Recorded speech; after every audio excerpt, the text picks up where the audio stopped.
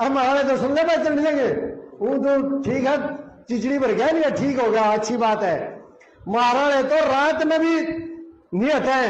जब रामपाल एक मिनट, जब रामपाल पे हमला करने हम गए ना, मैं और देवेंद्र, मेरी चारों तरफ से कोठी घेर ली थी, 4 डीएसपी थे, 4 डी ने मगा मजाक नहीं, हमारी पूरी फौज पैदल निकले हम, कई व्हीकलों में, कई गाड़ियों में, और दूर पहुंचे। और देखा दोस्तों कैसे जहर उगल रहा है संत रामपाल जी महाराज के बारे में। पर इसे ये नहीं पता है जो सत्य के मार्ग में संत रामपाल जी महाराज को रोकने की कोशिश करेगा वो अंधे गधे की समान है। क्योंकि संत रामपाल जी महाराज ने कह दिया, जैसे अंधा गधा ट्रेन की लाइन के बीच में खड़ा हो और उसे मारने की कोशिश करे तो उसके टुकड़े टुकड़े हो जाते हैं, इसी प्रकार ये भी अंधे गधे हैं। ये सच के मार्ग को रोकना चाहते हैं, ये कभी नहीं रोक सकते।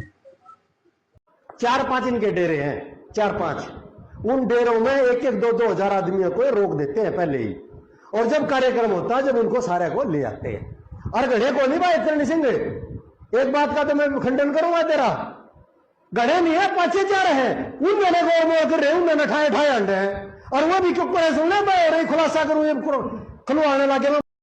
मुझे तो हंसी आ रही है। ये कह रहे हैं संत रामपाल जी महाराज के 4-5 आश्रम हैं। अभी आपको सच्चाई दिखाते हैं। देखो संत रामपाल जी महाराज के कितने आश्रम हैं, और ये कह रहे हैं कि 1000-2000 उनके अनुयायी हैं, जो 1-1 हजार, मतलब 4 आश्रम है तो 4 आश्रम में 1-1 हजार अनुयायी रहते हैं, और जब तक समागम खत्म नहीं होता तब तक वो रहते हैं।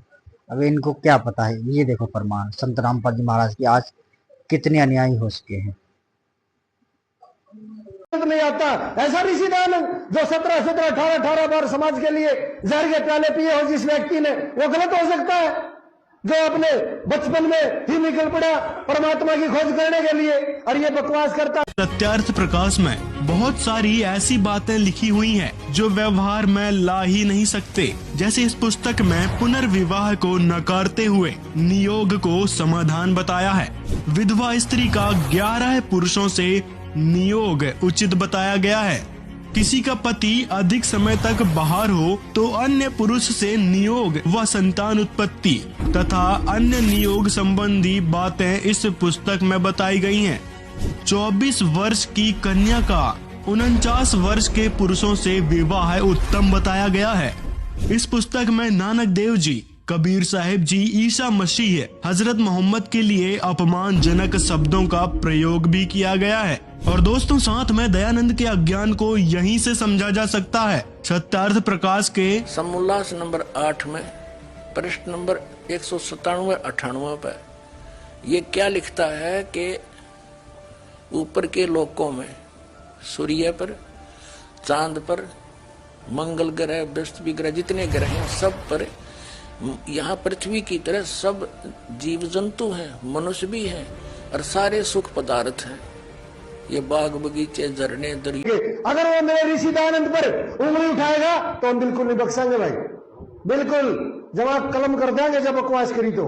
और ये आप ये भाई नोट करने लग रहा है, डीएससी हमारे जो डीसी साहब है इनको हम आग्रह करते हैं और सरकार को भी आग्रह करते हैं, इनकी जुबान पर लगाम लगा दे, ताला लगा दे, वरना ये दिन दूर नहीं होगा, फिर दोबारा वो हंगामा हो जाएगा। हम सचेत करना चाहते हैं, हम अनुशासन के सिपाही हैं, ऋषि दयानंद के सिपाही, हम लड़ना नहीं चाहते और ना लड़ाई करना चाहते, सिर्फ हमारे सिद्धांतों की लड़ाई है।